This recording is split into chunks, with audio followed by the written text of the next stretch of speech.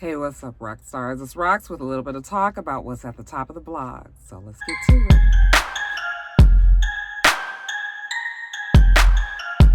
All right, rock stars, with it being Thanksgiving Eve, I decided that we were going to keep this video light and fun and happy. It's too much darkness in the world these days, you guys. Why not smile or laugh at something? And the first story that we can laugh at today would be that of the pettiness of Omarion. If you've been following along, you know that Omarion's baby mother is April Jones, okay? April Jones and Omarion broke up a year or two ago, actually a little bit more than that. And April documented and let us all know that the breakup was not amicable, that he just cut off the ties, he was distant, he didn't want anything else to do with her. We found out from Moniece that April was indeed involved in a relationship with Little Fizz, also known as Little Tiny Fizzle Pop, from the group B2K. And B2K would be the group that Omarion was in, you guys. Okay, so you following me here? April tried to write it off a year or so ago by saying that they were just best friends, that they had been best friends from the beginning, even when she was with Omarion, I suppose, and tried to deflect off of that suggestion of Moniece's. But it was obvious that there was some truth to that rumor, to that statement. And shortly after that, we began to see them in pictures together, and blogs were reporting that these two were together. So they decided to exploit that relationship on this last season of Love and Hip Hop Hollywood. Okay, and anybody who cared or didn't even care had to find out by no uncertain terms that April and Little Tiny Fizzle Pop were living their lives, that they were happily in a relationship. First, I'm sorry, let me back up. First, they kept on saying that they weren't in a relationship, that they were just friends, okay? But if they happen to fall in love, then so be it. Drew had been there for her for all of this time, and, you know, she just loves him because he supported her when she didn't have anything, you know, yada, yada, yada, okay? So, who would have anything to say about them falling in love if they happen to do so? Yeah, she would give her puss to him because he deserves it. Then, after they insulted our intelligence for a good 15 episodes, they finally came on out and admitted that they were in a relationship. They were in love, that they were going to, you know, follow their hearts and damn everything else. The whole season they tried to pick and prod at Omarion, who paid them absolute dust. Finally, Omarion did somewhat speak out in a Vlad interview a couple of weeks ago, basically just saying that, listen, he doesn't feel any kind of way about LTFP and April. If that is who she chooses to be with, as long as they're happy, then fine. Okay, maybe they should change the narrative. Quit throwing my name into the mix every time them two are talking about, because if you're truly happy, it shouldn't even matter about what happened in the past, okay? That shit is in the past for a reason, right? Don't look back at it, move forward. He said the only thing that he would be most concerned about is his children. Whatever affects her obviously affects his children, and then that's when he must get concerned. But other than that, their relationship, even if he did feel some kind of way, he didn't let us know it in the video. Let them two move on and be blessed. And so, you know, we all admired that in Omarion. My feeling is this, like, when you just truly don't care, it's like it doesn't even matter. If he didn't have those kids that he was tied to April with, then he honestly probably would just be like, whatever, hoes gone hoe. And he means that on both sides, because Little Tiny Fizzle Pop, out of all the women in the world for you to get with, you know, I mean, I know the heart wants what it wants, and, you know, you can't help who you fall in love with and all of that, but you can't help but side-eye this whole thing. Like, all of the people, and you decide to get with your bandmate's woman? Wrong on so many levels, so many levels. And honestly, if I was Omarion, I would have more problem with Fizz than with April, because he's known LTFP longer. Like, they grew up together. They were in a group together. I would imagine that they know a lot of each other's lives and things like that. So it's just like, damn, what the ultimate stab in the back? You gonna go fuck on my baby mama and all that, you know? So we thought we had moved on from that. Now on Love and Hip Hop Hollywood, there was some talk about B2K and the Millennium Tour going international. And J Boog was really trying to push that. However, you know, Little Tiny Fizzle Pop had said, like, he not breaking up with April just because, you know, they're uncomfortable with his relationship with her. All right, well, fine. They did announce that there was going to be a Millennium Tour again starting up in 2020, but we did not know what that entailed. I just automatically assumed that, okay, they worked through their issues. Omarion was like, okay, we're going to get to this bag again. But oh no. Omarion will be getting to the bag, but he was like, y'all motherfuckers will never make none, a little bit of teensy weensy, eeny beeny, no more money off of my fucking back and hard work. And it's a shame that the group has to fall under the axe all because of the antics of LTFP. The Millennium Tour will be starting in 2020 again, and for the most part, the lineup looks a lot the same as it was before. Looks like they have swapped Sammy in for Lloyd. They look like they've added Bow Wow and Soulja Boy, but we still have Pretty Ricky, we still have Mario, and of course we have Omarion without B2K. And yeah, it just sort of was like when he posted it yesterday, it was a happy birthday present to LTFP, seeing as it was his 34th birthday yesterday. And while he was celebrating, probably hunching on April, he also found out that he missed out on that bag. He probably already knew about it. I'm sure that they had already heard that Omarion had this in the works, that there was really nothing that they can do. I just don't know why. I just don't know why LTFP did not see something like this coming. Okay, if you had to be in fucking a relationship with this girl, why couldn't you guys, you know, not have it so blown up so that, you know, you could possibly still get to this bag, but you actually go on Love and Hip Hop Hollywood and blow the shit up even more, kind of fuck you in your face to Omarion, and didn't remember that you need him. Okay, because remember, you've been trying to get this B2K reunion tour happening a long time ago. And the only holdup was Omarion. You guys couldn't even move forward because Omarion was holding out. Okay, that should have told you right there that the fans want to see him. He's the lead singer of the group. The rest of you guys are just kind of like there. Yes, it does make a nice cohesive unit, but Omarion has hits outside of B2K. He could do a show all by himself. He could hire backup dancers and backup singers, and that could just be it. So I don't know why Little Tiny Fizzle Pop didn't have the sense enough to know that fool, you are fucking up your own money. J Boog tried to tell him so many times nicely on the show. It didn't seem to sink. Yesterday, J Boog was on his IG Live. I'm sorry, I'm trying to get somebody's attention. Yesterday, J Boog was on his IG Live, and he said that while he doesn't blame, you know, Little Tiny Fizzle Pop 100%, he is 99% responsible for the tour falling through, for them not being able to go on tour.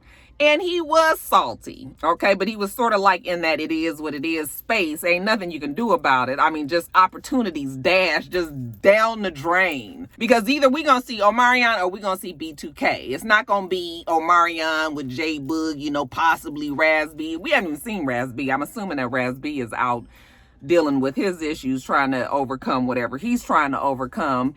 But yeah, this thing with LTFP and Omarion, obviously LTFP has lost. Okay, mark that on the books as a win for Omarion, and let that be a lesson to you. Make sure that when you really knee deep in the puss, that it's worth it. Okay, I surely hope that they were stacking their coins over there on that end, because We already knew from the first tour that they didn't get all the same amounts, and I'm assuming that LTFP's cut was enough, you know, for them to live pretty good. But you are in Los Angeles, okay? You trying to buy big houses and do all of this. Like, that shit don't stretch that far out there. You move your ass to the country somewhere, to the south, then you can move that money a little, you know, stretch that money out a little longer. But yeah, trying to live high on the hog in Hollywood and spending up, even if you got a few $1 million from that tour. I don't know how much he might have got. What y'all think he got on that tour, you guys? What do you think was the breakdown? We know that J Book was part of the production, so he probably got a little bit more. We know that Omarion, like I said, was the star, and they had already admitted that he got more. And so when we think about Fizz, what do you think his cut was? Is it enough for him to support all of the family and everything? I mean, I guess you're going to have to come up with a plan B. Better get with Mona and see if she will hire that ass again for next season. But yeah, you guys. Hey, love is what it is, right? I mean, if you love somebody, then I guess you sacrifice it all. Like I just said for you guys earlier, I hope it was worth it. Okay. In the meantime, will you guys be going on the Millennium 2020 tour? Y'all paying the money to go see Omarion? I bet you most people will. All right, you guys, next story up. Let's talk about Joycelyn Savage and the drama that's been going on with her retelling of the accounts of what's happened since she's been now a prisoner of Robert Sylvester Kelly. Okay, R. Kelly is what we know him as. So, you know, she was one of the two girls that was supposed to be his girlfriends that was staying in the home with him by her own free will, she said. Doubled down and tripled down many times and told us that she was happily in a relationship with him and Azriel, that she had no desire to go back to her family. She didn't trust them. They had a whole bunch of shit with them. She was happy with R. Kelly. They just have a normal, happy life, and to leave her the fuck alone. Okay. Said that many times. I mean, got her parents out there throwing bricks and shit, trying to get in the building where supposedly she was and all this. Okay. To no avail. So, we know that Robert Kelly is in jail, and we can safely assume that he won't be getting out anytime soon. Okay. And with him not being able to be out and have access to work, his money is drying up, I'm sure. Okay. If they haven't been put out of the Trump Towers where they were living, then it should be happening soon. So now we have Azriel and Joycelyn not having anywhere to stay. Azriel, from what I understand, has gone back home to her family. She's on Instagram, you know, saying that she's free and she's out there and she's talking, she's living her life and all of that, you know, just as if the last few years ain't even fucking happened. The craziest, wildest shit. I'm just like, really? We supposed to just be like, okay, girl, we gonna follow you now. You going to the club? Like, what you doing? Like, that girl probably needs therapy. But anyway, that's a whole nother subject. Joycelyn, whose story was the strangest to me out of all of them, because with everything that everybody knew about Robert Kelly, if you didn't even believe it or if you weren't sure, I still don't think as a parent that I would kind of deliver my daughter to you, just because the rumors are out there. Even if I wasn't sure if it did or didn't happen, like I'm really gonna just err on the side of caution and just be like, yeah, no. But they wanted that girl to be a star, and they put him in contact with her. I mean, I know they tried to say, oh, it was all very safe, and you know, they were always overseeing, and his sister was always there, and but yet and still you see what happened there. So I mean, obviously she wasn't all that safe. So anyway, all the shit is drying up. Ain't no more access to the good life that they have been used to. And now Joycelyn Savage has decided to come out. She goes on her, what we think is her Instagram account. Her official Instagram account is not verified. So we wouldn't know that for a fact, but she says that, and I'm paraphrasing, but something along the lines that she's ready to tell her story. Okay. That's something that she never thought she would bring to light. And she just apologized. I'm sorry. Okay. So people were like intrigued. They wanted to hear. Honestly, I can tell you guys this. As much as I would like for them girls to be healthy and mentally okay, and I'm sure that they probably did endure some bad times and see some horrible things and was treated, bad. I'm sure all of that probably happened. What I'm going to do is just hope that the Lord blesses them and is able to, they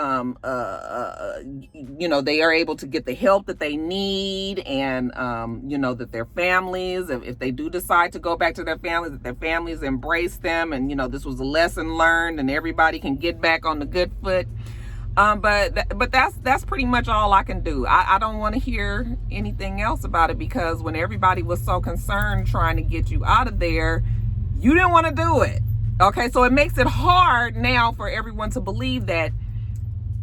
First of all, what were you even there for? Were you just there because you enjoyed that life?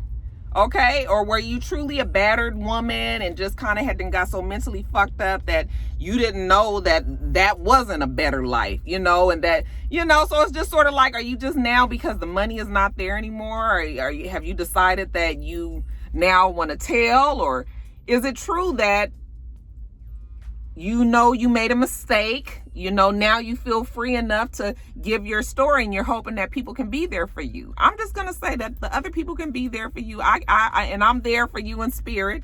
Okay. And I'm hoping that it all works out. But other than that, I can't be a part of it, So we found out that she had this Patreon account started up. You could actually donate to her Patreon between $5 and $25, and you would get all of the sordid details of what was going on behind the four walls of Robert Sylvester Kelly.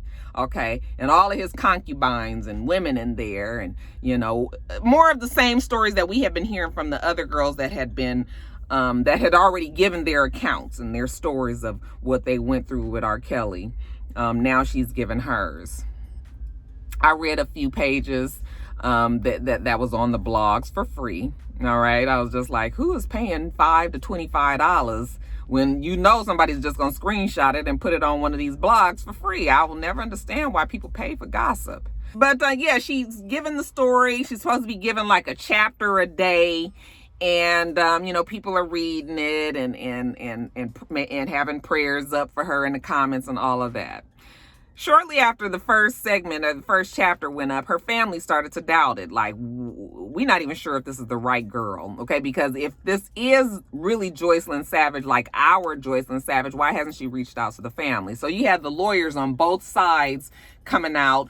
R. Kelly's lawyer actually said that it was her, okay? And that she was the one that was, out there just mad that the money had been run out. Well, the Savage family lawyer said that no, they weren't sure that this was her because she hadn't reached out to the family. I mean, it was all kind of other rumors going around saying that actually the parents were the ones that had did this site and all of that. So now that we had all the speculation and doubt about who is behind this fucking Patreon page, Patreon steps in and says, okay, listen. First of all, they can't be liable for some shit that ain't even true. We don't even know if R. Kelly's lawyers would come after them for some shit, posting something that wasn't even true. So they're now saying like, we need to get a government issued identification by the end of the day. I believe it was yesterday. By the end of the day, you need to have provided us your ID, your driver's license, and then we will know for a fact that this is you, and we'll keep the page up. Otherwise, the shit is going down. Well, they never provided the ID, or whoever this Joycelyn Savage girl was. They didn't provide the ID, so Patreon shut it down. Now, if you go on her Instagram, you see that she's saying that she's taking her story to YouTube. I said, girl, listen, as a bitch that's been on YouTube for 10 years, I can tell you 100% that YouTube will shut that shit down with the quickness too. Okay, if you knew like I knew, you would know that YouTube don't play that shit, especially now. Every time you turn around, it's a new rule. Okay, even with this thing with COPPA or COPA, whatever it's called, the Child Protective Act that they've just brought out for the YouTubers. And by the way, I don't believe that I will be affected. People have asked me about that. I didn't even really read too much into it because my YouTube channel is not for kids. It's never been targeted to kids. That is not my target audience. I know the age of range of, the most people that watch me. And so I just set my channel to not for kids, and I kept it pushing. And so far it's been fine. I haven't had any issues with it, and I don't expect to. The people that will have the problems with that are the channels who are in that gray area where they may possibly, their channel is for adults, but children also like to watch it as well. And the perfect example is the I Am Zoe. I bet you that he is going to be stuck in that gray area because it's for adults, right? But he has a lot of children that he posts on there. And, he will probably be one of those YouTubers that will get affected. And of course, the gaming channels, those channels, I'm sure mostly children watch. However, gaming channels a lot of time don't have, it's mature content. I mean, some of those games are so R and X rated that, they're going to be the ones that get caught up in that. So far I'm okay. I don't expect it to be any different. But you never know with YouTube. I have been through so many waves and ups and downs with YouTube that I just kind of ride. I just coast along, and whatever the change gotta be, I just try to adapt to it and keep going. Like, I can't get caught up and be complaining and all of that all the time, But anyway, getting back to Joycelyn. So, girl, I hope you ain't thinking that you about to make some coin off of YouTube, because first of all, you can't even just automatically become a partner anymore. YouTube has to approve you. So even if you get all these 1,000 subscribers and get the view the view numbers that you need, you still got to wait for YouTube. And if YouTube think of some bullshit, they will shut that motherfucker down. Don't be counting on that. Her best bet would be trying to get a book deal. Okay. But if this is not even the real Joycelyn Savage, then you can see why they didn't go that route. Something tells me that it's not, people got duped. That girl, wherever she is, probably just ain't saying shit. So, yeah, that's pretty much it. People did get all caught up in it, but at the end of the day, if the girl ain't came out and said that was her, then I'm going to be willing to bet that it's not her. Now, Princess and Ray J. I'm telling you, I'm tired of these two. These two remind me of that couple. Remember I told you guys about the couple? Somebody that we all have in our family. Oh, Jimmy and Janice. They've been together for 10 years. Their fucking relationship is borderline toxic. Very, very dramatic. Always some shit happening. They love hard. They fight hard. They drag all of the fucking family into it. You bump into her at the grocery store. She got you caught up in the fucking meat section for 15 minutes telling you about what he did to her. She got a shoe print on her fucking thigh. He says that he kicked her out the house. Then you bump into him at the homie's house. And the motherfucker got a black eye and the top of his fucking ear bit off. And he telling you how she always tripping. Everybody is fucking fighting about it on Facebook. You got his mama, you got her grandmother, cousins, aunties, uncles, everybody weighing in. Then on Thanksgiving, when the family all gets together, here they come together, hand in hand. He black as shit, but got a whole bunch of fucking hickeys all over his neck. She got a new weave. He done bought her a new purse. Okay, they kiss each other every time they pass each other in the kitchen. Fuck it. Listen, I ain't got time to be trying to figure out Prinky and Ray J. They are that couple. Every fucking time you turn around, these two will be happy. Next thing you know, they fighting. They both in Vegas. She finds some phone. He leaves out the room. She says he's with strippers. He says he ain't even left nowhere. He can see where she is. She says she checked out the building. He don't know where she is. She don't know where he is. He don't know where his baby is. He want to see his baby. He's on social media begging to see his baby. She got her whole fucking family there. Then we get the King Sonia Norwood come in, because damn it, you're not gonna make her son look bad. All these motherfuckers out there in Las Vegas. We finally see he gets his baby. He posts a picture or a video of him holding the baby while she sleep, still in fucking Vegas. And then next thing you know, these two back together. Make the madness stop. I'm telling you, I can't get involved with Ray J and Princess, because Them two gonna always be fighting and get everybody all riled up and involved in shit. And then they still gonna be together. Okay, they gonna still be together. So yeah, I can't. Okay, good luck to them. That's the best I got for them. All right, you guys, the real. Let's talk about Loni Love and people starting to say that her personality is changing, or some will even say that this has always been her personality. Tamar tried to tell you guys. I've told you guys many times, I don't watch The Real. I don't watch it, so I don't really know their personalities. I don't know anything really about Loni Love or Jeannie Mai. I don't even know if I'm saying her name right. Is it Jeannie Mai or Jeannie May? Whatever it is, I don't really know them girls, okay? I know that Loni Love was brought onto the show probably because she's a comedian, and so she brings the comedic element to the show, as everybody else has their different viewpoints. It's supposed to be a younger, hipper The View, right? Okay, so I'm sure that was the reason why Loni was brought on. But I'm starting to see more and more people are starting to get fed up with her comedic approach, is I guess the best way that you can say it. So I was watching Sky Santana's IG, and he had posted a video of I'm sorry, you guys, I'm losing my train of thought. He had posted a video of them talking about like some dating service or some woman who actually counsels people on how to be on a date, okay, to make sure that your date is successful. And so they were also talking about the fact that this girl who has this company would hide in the bushes and, watch her clients when they're out on dates so that she can pick up, what they may or may not be doing right on these dates. So Loni threw in there in the conversation, like, what is this? Like, she must be white, okay? Because black people don't do this, okay? That is a normal black, sometimes that statement can be ignorant. It can get on your nerves sometimes. But, black people, we do be saying shit like that, right? But when she said that, you could tell that Jeannie was a little bit offended. So Jeannie was like, no, the girl is mixed. And then Loni came back again with, well, that's her white side showing. Okay, it's always black sides and white sides, and the shit that's usually corny or the shit that that we not doing. That's when we get to saying that's the white side coming out. So anyway, when she said that, you can tell that Jeannie May was upset.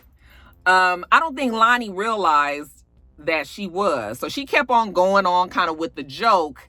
And I guess Jeannie didn't really like being the brunt of that joke or having to be the brunt of the joke for her friend.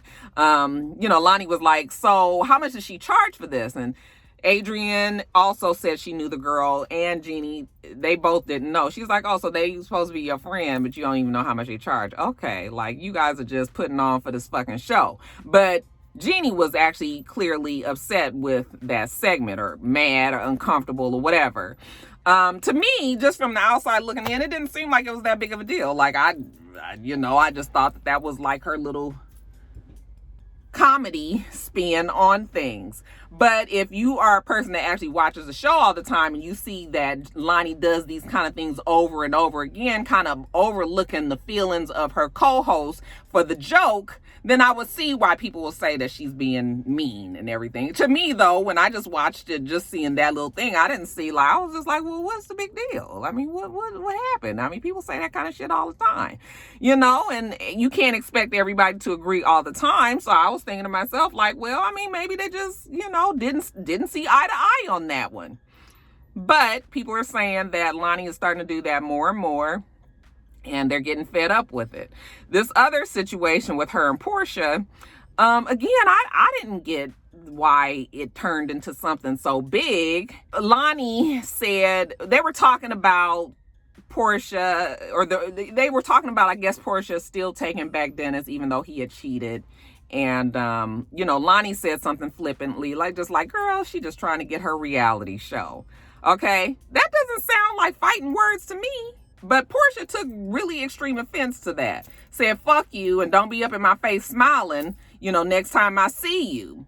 Okay, you know, anytime you say next time I see you, that's already an implied threat. It's like, bitch, next time I see you, it might be on, you know. And I was like, damn, was it fighting words? Like her just saying something like that? I mean, look, as much as I love Porsha to death. You guys tell me that I'm actually too nice to her. The fact of the matter is you're on a show that you're talking about your fiance cheating. He got caught. He admitted it. You admitted it. We on the show, we discussing.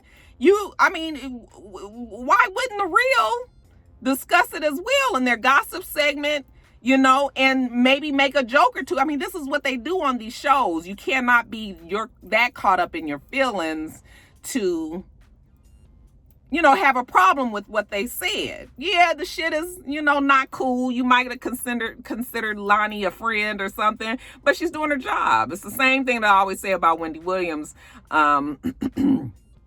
And a lot of people just don't like that about Wendy Williams. But what I will say is the way that Porsha reacted, it was like it was because there's other history of other shit. And again, if there is shit that is going on behind the scenes and the reason why Porsha might feel the way she feels, then that's something else. But me just looking from the outside, I'm thinking to myself like, damn, I mean, was it fuck you and bitch, don't be up in my face smiling next time I see you kind of thing? You know, Loni was like, girl, it was just a lighthearted little comment.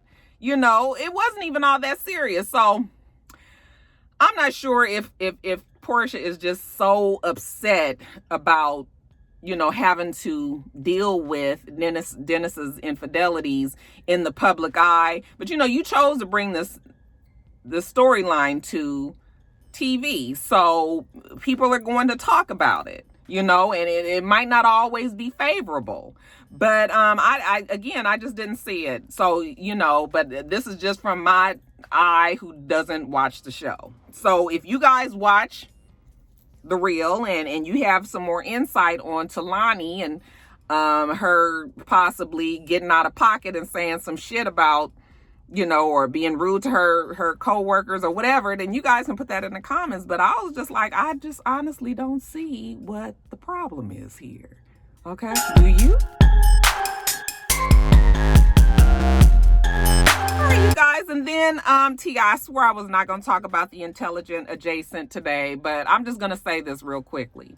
Him being on Red Table Talk, it already had bothered me that it was him on the show and not Deja. If Deja didn't want to go on there and discuss her hymen and whether or not it's intact, then I didn't think that it was T.I.'s place in any kind of way to take his ass on that show.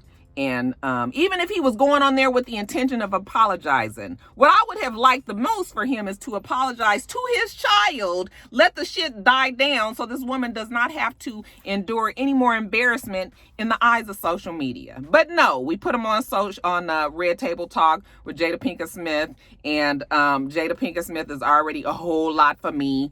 I can't even imagine if that daughter would have been there, child, what that would have turned into. But and Will wasn't there, so it was just Jada and her mom. Okay, but for his ass to get on there and say, you know, I was on there, you know, and after they asked me the question, you know, I began in a very joking manner from a place of truth, began to embellish and to exaggerate, okay, my position. I was just like, motherfucker, if you don't stop with all this fucking penitentiary talk, he gets on my damn nerves. First of all, you meant everything that you said when he says, I just thought everybody knew me better than that. We know you very well. That's why we believed it. We knew that you didn't think that this was not okay. You thought that it was perfectly fine, and you expected everybody to be like, oh, that's what I'm talking about. You know, make sure your daughter's okay. And then when the women came down with the swiftness and was like, your ass is stupid, then all of a sudden you decided to change up that story. Okay, T.I. up there lying, Tiny sitting up there looking at him, okay, like she wanted to say, Clifford, please stop it. Because she knew his ass was lying. So I was just like, I didn't watch any of the video. I mean, of the episode or the interview. I only watched the very small little clip. I saw it on Ashley Miller's Instagram.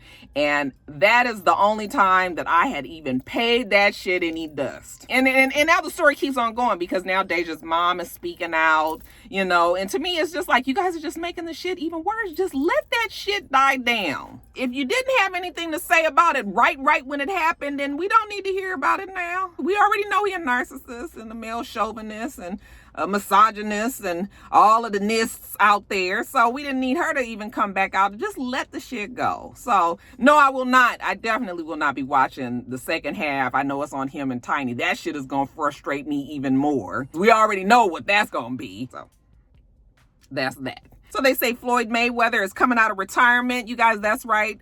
41-year-old with 50 wins and no losses on the books. He has decided that he's going to make a return to a much anticipated fight with him and Manny Pacquiao and a 9-figure payday. I'm thinking to myself, like, you guys are paying him $9 million, 9-figure, so at least $100 million to get up there and, what do you guys call it, strategy? Okay, run around the ring, barely throw any hits, barely get hit at all. Okay, I mean, I guess if in the grand scheme of things, you trying to come out the ring as, you know, as least beat up as you can, but I at least need to see some fucking sparring. All right, who pays to see Floyd Mayweather run away from people and duck and, you know, just like, ugh. Boxing is nothing like it used to be, but whatever.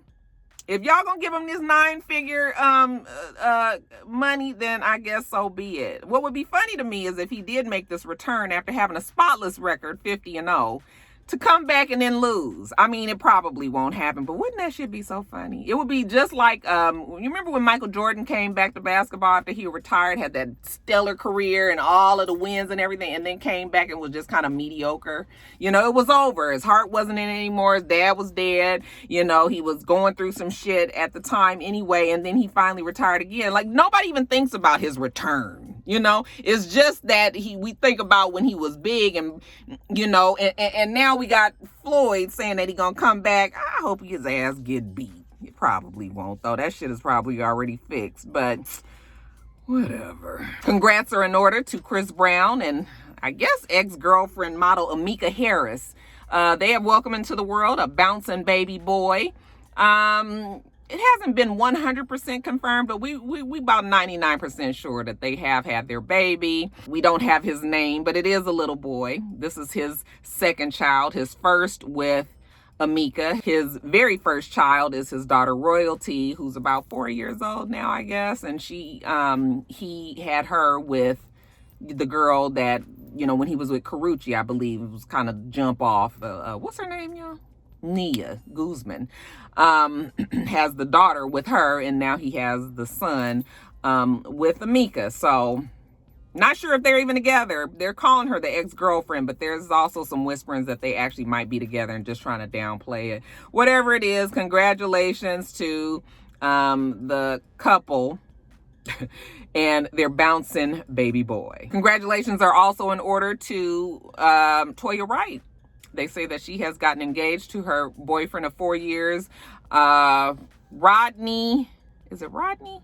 Robert Red Rushing. He is a sports manager, and they've been together for a long time. And I thought that they actually had already snuck off and got married. I think that was just a rumor. Now it has been confirmed that he has popped the question. Okay, and good for Toya Wright, honey. Toya Wright ain't never been short of a man, honey, and the men want to marry her, and she gets married, okay? So whatever she's doing, you know, is right as far as trying to get down that aisle. You know, she just can't seem to stay married. So hopefully this one will stick. She does have a baby, a little baby girl, Rain Rushing with him. She had her, I believe, a year or so ago. Yeah, she posted on her Instagram, yes, for humbling my spirit, for restoring my faith and love, for raising the bar, for being all of what a man should be. You know, I read them kind of comments, and I just laugh to myself. I be thinking, like, I wish my mom was still alive, because my mom be like, Lord, these people be putting so much on it. Okay, be broke up 2 years later. Okay, and everybody thinking about all that you said. Just say, I said yes, thank you, I love you, and let that be that. Gotta put all this extra flowery shit on it.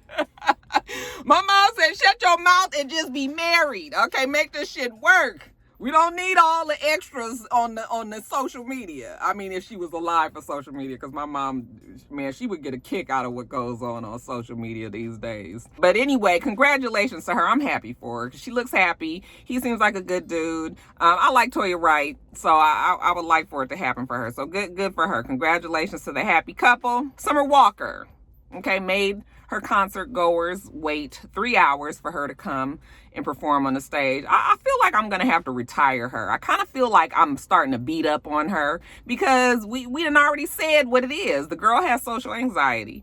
I thought that she had been canceled the rest of her tour, so why she even performing somewhere, I'm not even clear on that. But evidently she's supposed to be performing in Toronto, and yeah, she had her concert goers waiting 3 hours. Now, social media, you know, people will put on social media their unhappiness with whatever happened, and time is no different. They were on there, they're complaining. First of all, the venue made them stand outside for a couple of hours in the freezing cold. I guess the show was supposed to start at 8 o'clock, so I'm thinking these people probably been lined up since 7 trying to get up in there, and motherfuckers don't let me until 9 and it's fucking freezing, and then get in there and still wait. Yeah. Okay, so you can see where you would be annoyed. I would be annoyed too. I done spend my money. But then when I get in there at 9, motherfucker, can you come on at 9:30? Okay, she doesn't get on until 11. Yeah. The girl has a problem. So if this is part of the problem, then yeah, I'm gonna stop reporting on her, because it's just sort of like, well, she's anxious. And why are we spending money still going to go see her? Like, you already know what the problem is, so we can't be complaining. Now, depending on who you ask, we don't really know why she was late. Some people say that she was backstage, you know, just scared to death to go out on stage. And I'm wondering if there's any truth to that. Then there's another story that's saying that she was on tour of Toronto with Drake and London on the Track, taking pictures at, you know, different monuments and shit around the city and posting it, and that's why she was late. Or maybe it's a combination of the two. Whatever it is, I'm over it. Okay, I'm tired of talking about Summer Walker and whatever she's doing. Okay, that whole thing need to tighten up. She's in social media way too much, and in a negative way. So what her team needs to do is pull it back a little bit and let people not be so annoyed with her. Okay, cut the rest of this fucking tour. Okay, let her get herself together, and then we'll revisit this in another year or two. And then lastly, you guys, Marlo was on Wendy Williams. I watched her segment. And I like Marlo, even though she is a mess on Real Housewives of Atlanta. In real life, she doesn't seem to be that way, or she always presents herself differently, I believe, off of the show than she is on the show. So I like her. And plus, I always love her fashions, even though that was way too much for me on the show. But for the most part, on her Instagram, she be sharp, fucking fly. Okay, I'm sorry, it is what it is. But anyway, I mean, the interview was cool. You know, talked about her billionaire and not being Ted Turner, but some other white guy that she dated for 5 years. I feel like she's already told us that before. Talked about her boutique that she had here in Atlanta.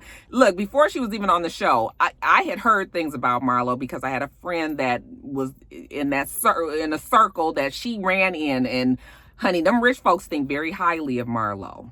Okay, and I don't really know what the connections are where she is, but the rich white folks think highly of her and they embrace her. All right, so even though we see the ratchetness of Real Housewives of Atlanta, best believe there's another side to her life. But anyway, getting back to it, you know, they talk about what else did they talk about? There was nothing that was, you know, who would you ditch on the show? Okay, the shadiness of that. Of course she was going to choose Eva. I don't think she genuinely likes Eva at all. Okay, and, you know, asked her if she was Team Cynthia or Team Nene. And she says she's Team Nene all day, which is no surprise. Okay, but it was just a cool interview. Nothing to write home about, you know, just stuff that we've actually heard Marlo say before. So that was that. Did you guys watch Wendy Williams? Oh, and I forgot that I was going to talk to you guys about somebody asked me on Instagram what was my favorite Thanksgiving dish. My favorite Thanksgiving dish, actually, now, if I was going to be talking about my mom's cooking, like my home growing up and what I always used to love, I've always loved my mom's dressing, and I've always loved my dad's mashed sweet potatoes. Okay, I actually got the recipe from my dad, and I make that every year. The kids don't like it, but just me and my husband, we like it, so we eat it. So that's still a favorite of mine, but I mostly like dressing, sweet potatoes, macaroni and cheese. Okay, my husband makes an awesome macaroni and cheese, and I do pretty good on the greens. Okay, but my all-time favorite, I think, would probably be dressing. It wouldn't feel like Thanksgiving without dressing to me. I don't even have to have turkey, but I would like to have my dressing. So I guess that would be my favorite. And we're cooking a regular traditional meal. I didn't want to do it. I had told him I wanted a steak and some asparagus and mashed potatoes. He was insisting on having this damn thing. Because I'm thinking to myself, like, we always have a whole bunch of food. Now, we're actually having 2 unexpected guests come from Louisiana. So actually, we'll have more people around to eat up the food. But now that both Joe and Jada are not here, you know, and then they don't even halfway want to eat the shit left over anyway. It just turns out to be me and Mister trying to eat up all this fucking food for a week afterwards. And I don't be feeling like it. The refrigerator be stuffed. And I don't care to eat all of that. After like 2 or 3 days, like, what the fuck we still eating Thanksgiving food for? So I was just like, we don't even need to have all of that food. But he insisted. So I was like, fine. He cooks most of the food anyway. So if you want to cook all the food, then fine. You know, I'm going to sit there. I'm going to eat it because I like to eat. Oh, and ham. Got to have ham. I can have ham before turkey. Those are my favorites. Hopefully you guys are all going to have a fantastic Thanksgiving. Thanksgiving has always been my favorite holiday because it's just all about getting together with your friends and your family, and there's no other pressure to be having gifts and all of this other stuff that you got to do. It's just truly about being thankful. I know what the original reason for Thanksgiving is not necessarily the most desirable way to celebrate a holiday, but I like to look at Thanksgiving as a time that I can be thankful for the many, many blessings that I've had. This has been a good year. Even with all of the stresses that have gone on in my life, I finally feel at a point in my life where, you know, I'm just cool and things are just level, and, you know, I finally feel like it's just like, okay, you know, everything leveled out and I'm good. So I'm happy. And there has been times where I definitely couldn't have said it. And even many times when I've been doing this channel. Thankful for all of you guys who I always say it, you just have no idea how much you guys have done for me. It's probably things that I will never say because it's just personal, but this channel has helped me in so many ways, you know. And so I'm always thankful that you guys have just been here for me. Even if you don't know that you have been. So I'm getting emotional because it doesn't have to be this way. I just found out that my supervisor's husband died in his sleep last night, you know, and I feel so horrible for her, and with the things that have happened with people in my life and their families and health issues. It just reminds you that nothing is promised. Like, tomorrow is not promised. So you might as well be thankful for what you have today, even if it's not what you wanted. Obviously, you've gotten all that you need, and you can be okay with that. So I'm just thankful for you guys. Thankful for my family, Mr. the kids, my dad, who's been a phenomenal man all of my life. You know, my brother, all of my family, my nieces, nephews, it's just everybody. I'm thankful for my friends who have been there when I was going through, who I can be there now that they may be going through some things. I'm just thankful. So I am going to get off of here. You guys put down in the comments what you are thankful for. What you guys plan on doing for the holiday, and what is your favorite food for Thanksgiving?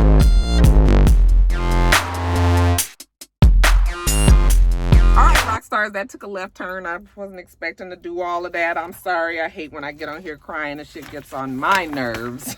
So it probably gets on yours too. Anyway, you guys, I'm going to get off of here. We do this every single week. So make sure that you rate, comment, and subscribe, and make sure you come back.